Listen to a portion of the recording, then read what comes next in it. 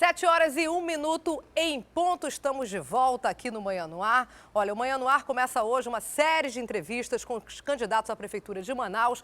Simultaneamente estarão comigo jornalistas da Rede Calderaro de Comunicação, Aruana Brianese, diretora de conteúdo dos jornais A Crítica, e Manaus Hoje, André Alves, editor executivo do jornal A Crítica, o Dante Graça, que é editor executivo do portal A Crítica, e Adriane Diniz, apresentadora do programa A Crítica Notícia da rádio A Crítica FM. A ordem das entrevistas foi definida por sorteio, cada uma delas terá aí 40 minutos. O primeiro entrevistado dessa série será o candidato Serafim Correia, do Partido Socialista Brasileiro, PSB.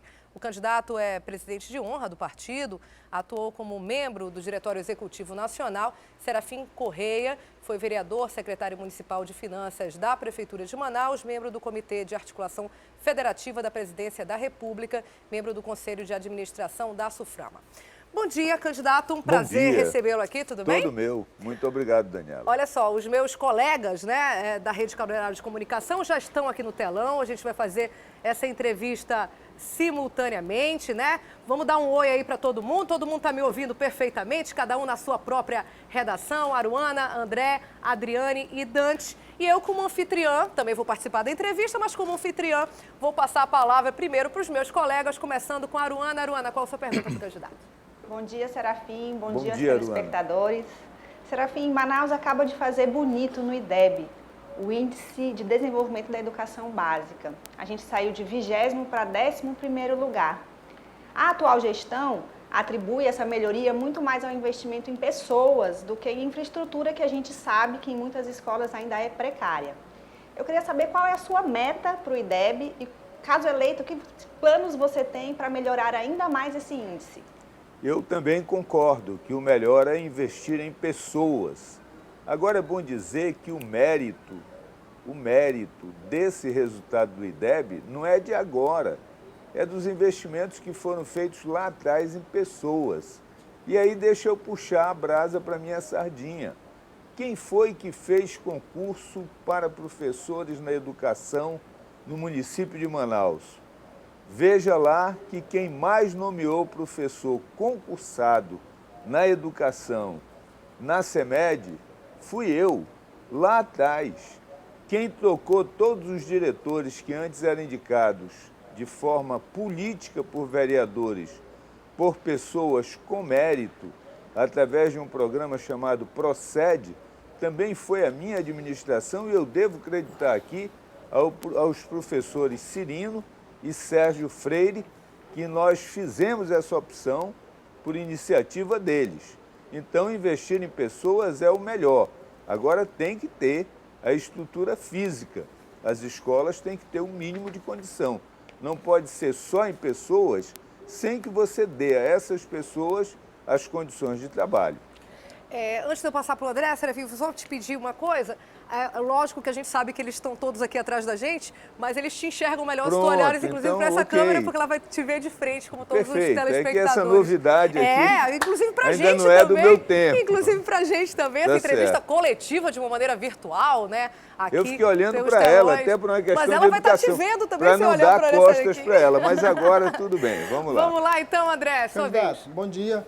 Por falar em escolas públicas, a gente já mostrou aqui na televisão e no jornal A Crítica que a qualidade da alimentação servida nas escolas infantis é um tanto questionável. O senhor tem algum projeto para que as crianças das escolas infantis sejam nutridas nas escolas onde elas frequentam, candidato? O senhor tem algum projeto para melhorar a merenda escolar? Sem dúvida, André. E aí eu começo com um dado que é alarmante. Nós reunimos sempre, eu e a professora Cristiane Balieiro, que é a minha vice, e ela é uma mulher que está saindo da sala de aula, é uma professora de carreira, concursada também. E nessa reunião tinha uma professora de educação física, e ela nos deu um testemunho que merece ser compartilhado com todos vocês. 392 crianças sob o controle dela. Apenas 12 crianças estavam dentro do peso normal. 280 crianças ou eram obesas ou estavam bem abaixo do peso. Agora, sabem qual era a merenda escolar que essas crianças comiam? Era achocolatado, Nescau e bolacha Maria. Portanto, se essas crianças forem pré-diabéticas, elas vão ficar diabéticas imediatamente. Por essa razão, nós temos um programa que casa saúde e educação. Primeiro, a própria Censa vai fazer exame de sangue, fezes e urina para nós identificarmos a questão da anemia nos 220 mil alunos da rede básica de ensino infantil e fundamental da CEMED. Essa mesma rede vai fazer exame de vista, que parte dessas crianças não aprendem porque não enxergam. E quem necessitar de óculos terá a garantia do óculos. E por último, todas as 220 mil crianças da rede municipal, que é a terceira maior do Brasil, serão submetidas a ensinar a escovação e também a aplicação de flúor, para que tenham uma dentição melhor. Nós vemos muitas crianças na nossa cidade que têm uma dentição muito ruim. Então, esses 3 programas atendem ao que você colocou.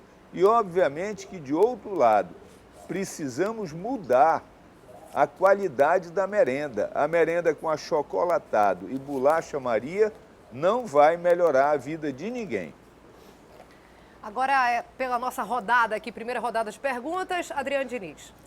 Olá, candidato. O senhor fez, dentro do seu plano de governo, uma das propostas, propõe cirurgias na cidade, cirurgias públicas.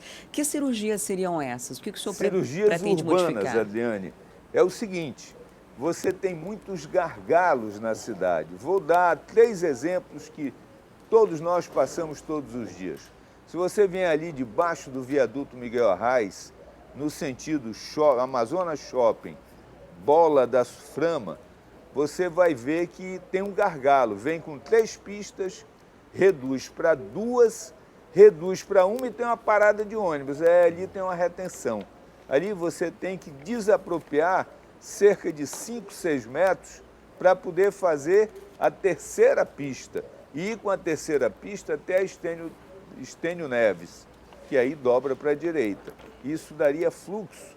Outro exemplo, quem vem na Maneca Marques saindo do Parque 10, você tem um ângulo de 90 graus. Se você desapropriar as 2 últimas casas, fazendo uma cirurgia mesmo, na acepção do termo, você vai reduzir essa saída do Parque 10 para 40 graus.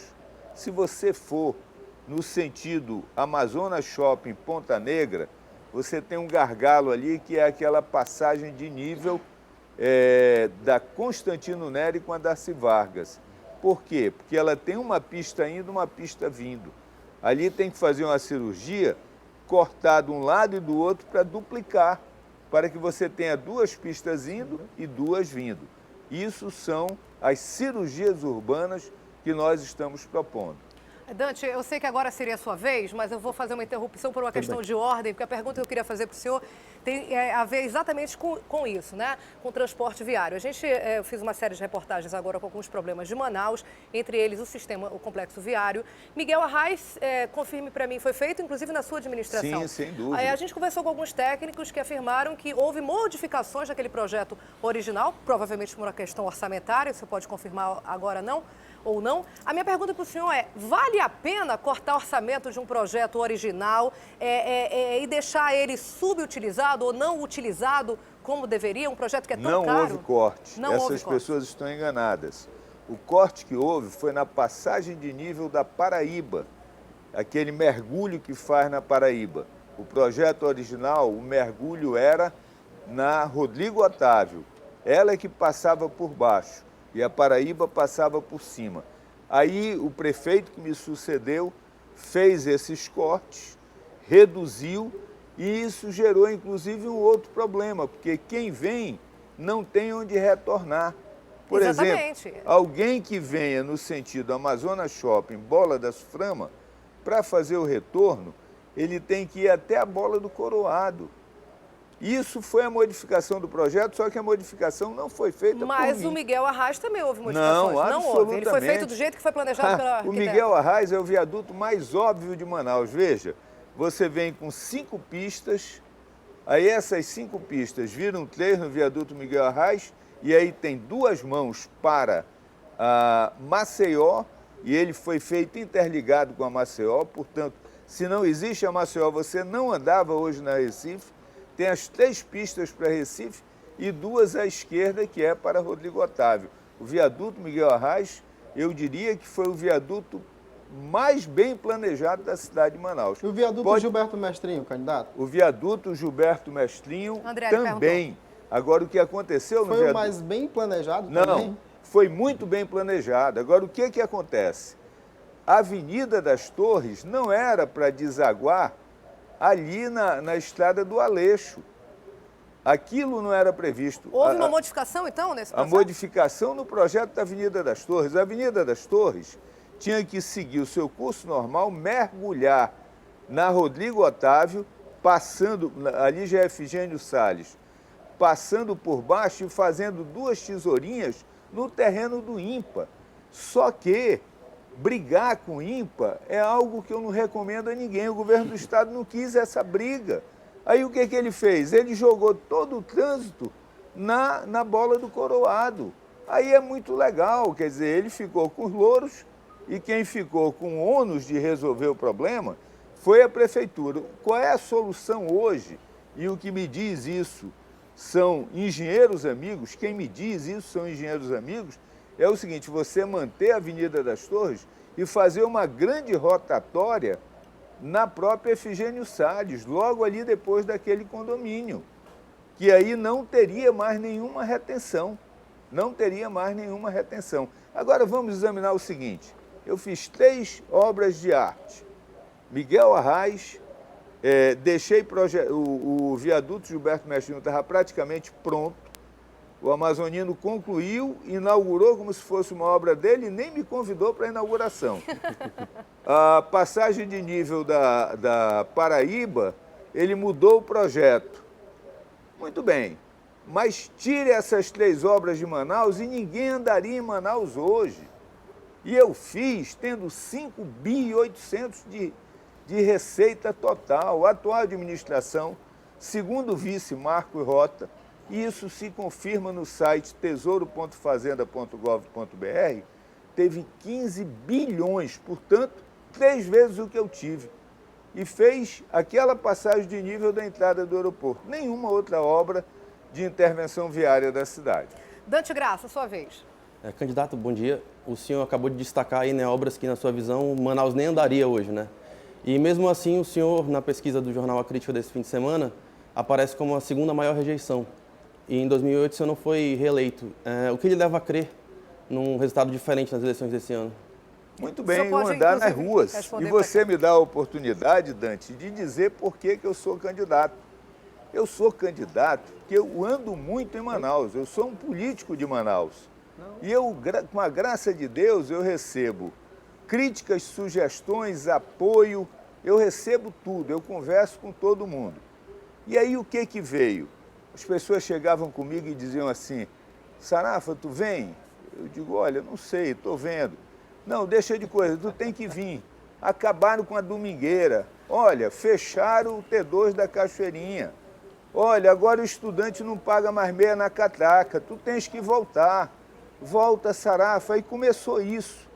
Depois, outras pessoas chegavam comigo e diziam assim: Sarafa, escuta, aquela obra do Niemeyer é a última obra dele projetada.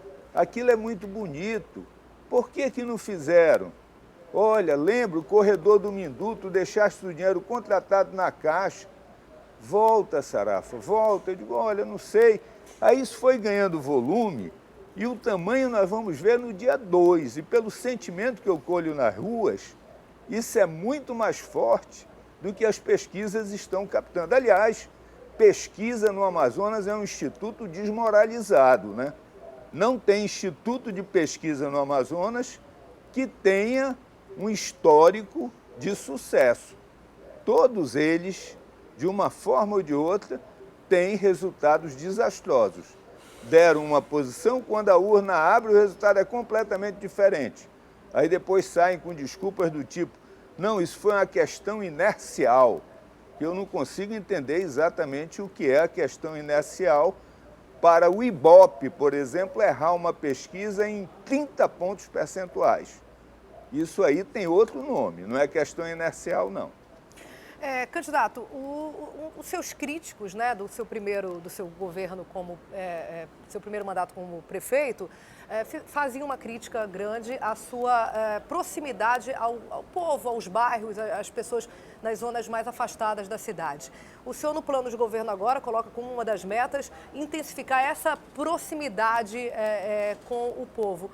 O que o senhor tem a dizer, primeiro, sobre essa crítica e, em segundo lugar, como é que o senhor pretende, na prática, ser um prefeito, digamos, mais popular? Olha só, eu diria que eu fui popular, eu não fui populista. Eu topei enfrentar a questão de resolver o problema da água, mas eu não topei sair distribuindo dinheiro na periferia. Eu administrei para as próximas gerações. A questão da água está resolvida em Manaus.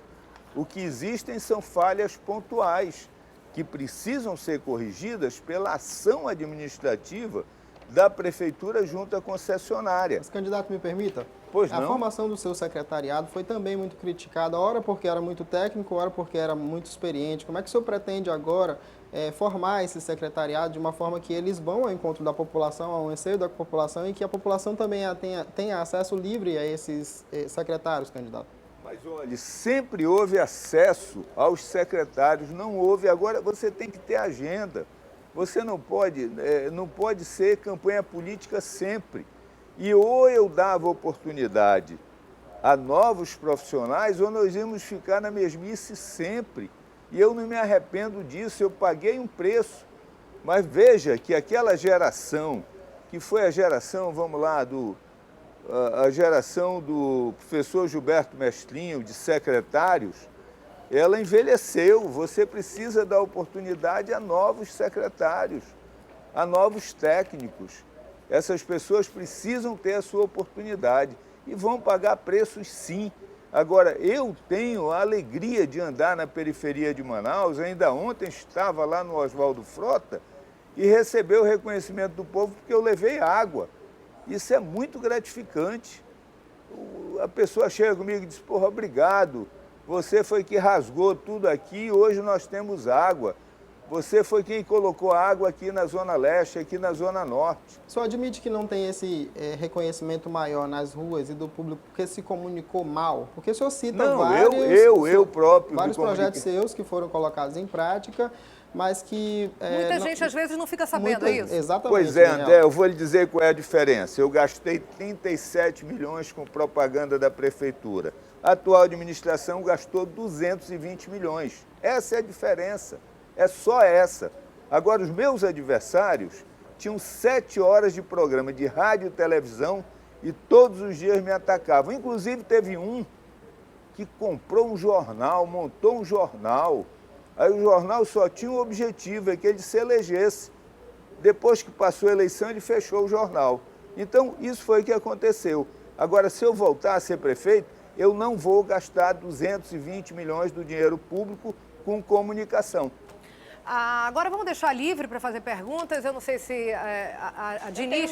Tenho sim. Aruana e Diniz se candidataram. Vamos na Aruana, então, que ela está mais tempo sem falar, Adriane. Vamos lá, Aruana. Serafim, em entrevista recente ao jornal A Crítica, você falando do problema das calçadas, falou sobre uma questão que eu acho que é fundamental quando a gente discute Manaus do futuro, que é a participação da população. Você disse que esse problema não se resolve sem que o povo seja também um agente da mudança. Eu queria que você falasse um pouco sobre outras questões que você vê na cidade e que em sua administração seriam fundamentais que a participação do povo atuasse. Então, como é que problemas você vê que não se resolvem sem o povo estar do seu lado ou do lado do prefeito?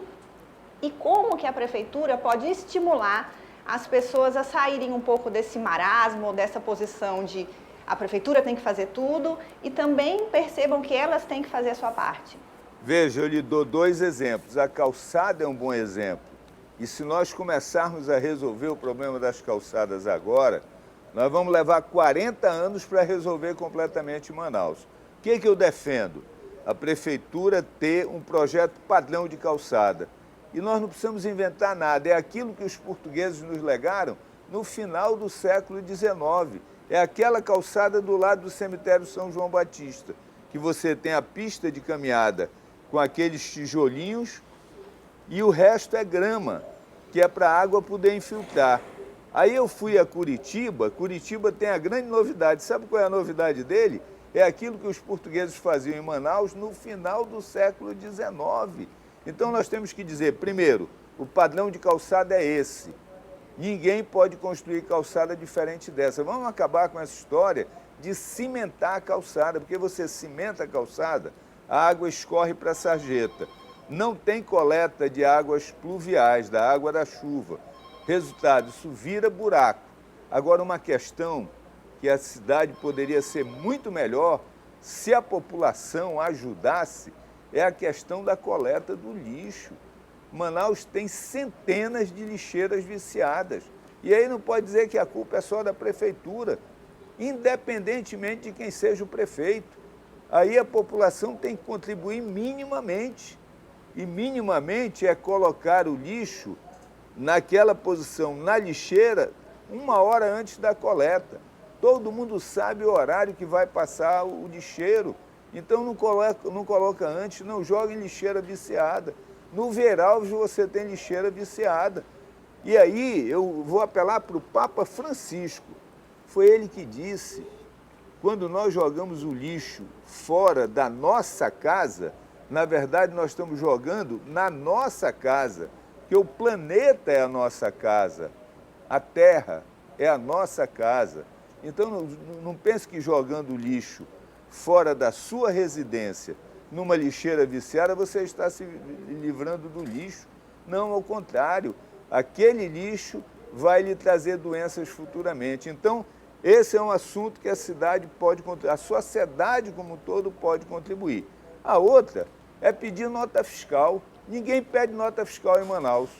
Se você pedir nota fiscal, você vai gerar ICMS ou ISS. De uma forma ou de outra, a cidade vai ser beneficiada.